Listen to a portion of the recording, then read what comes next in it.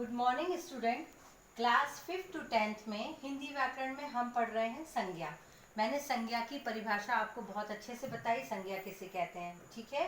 मैंने संज्ञा के प्रकार भी बताए, एक बार फिर से रिपीट कर देते हैं। संज्ञा 3 प्रकार की होती है, व्यक्तिवाचक संज्ञा, जातिवाचक संज्ञा और भाववाचक संज्ञा। अच्छा, व्यक्तिवाचक संज्ञा क्या है मैं फिर से बता देती हूँ।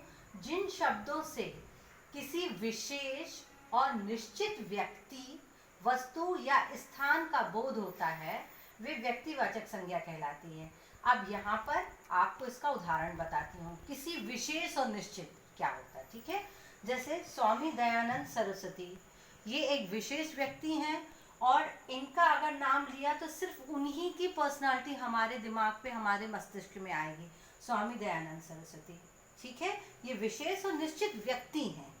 अब मैंने अगर गीता बोला तो गीता किसी महल का नाम हो सकता है, घर का नाम हो सकता है, और भी कई लोगों का नाम हो सकता है। लेकिन मैंने यहाँ पे बोला गीता एक पुस्तक, तो हमारे दिमाग में गीता जो एक महाकाव्य है वो आएगा, ठीक है।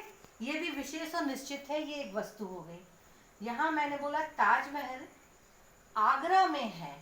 ताजमहल बहुत सारे ऐसे ताजमहल के हम लोग छोटे छोटे से ऐसे रूप रखते हैं, कोई गिफ्ट में देता है कहीं कुछ, लेकिन हम यहाँ किस ताजमहल की बात कर रहे हैं जो आगरा में है। तो ये भी क्या है, निश्चित है और निश्चित स्थान पर है, ठीक है। तो इस परिभाषा से हमको पता चलता है किसी विशेष और निश्चित व्यक्ति, वस्तु और स्थान का ज्ञान जिससे होता है वो व्यक्तिवाचक संज्ञा में आते हैं।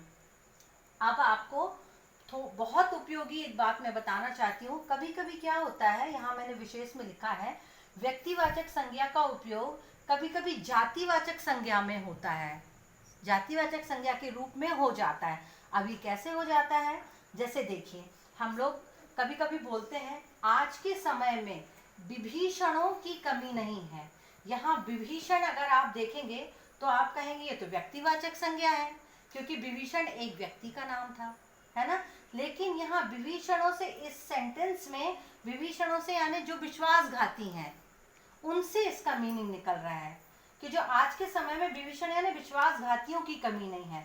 तो विश्वासघाती क्या हो गए, जातिवाचक हो गए, ठीक है ना।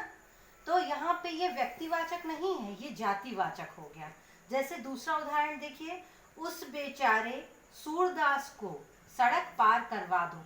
यहाँ सूरदास क्या है, अगर सूरदास अपन बोलेंगे तो अपन सूरदास जानते हैं कि महाकवि सूरदास थे, लेकिन यहाँ पे सूरदास उनकी बात नहीं हो रही है, यहाँ अंधे के रूप में सूरदास का उपयोग हो रहा है।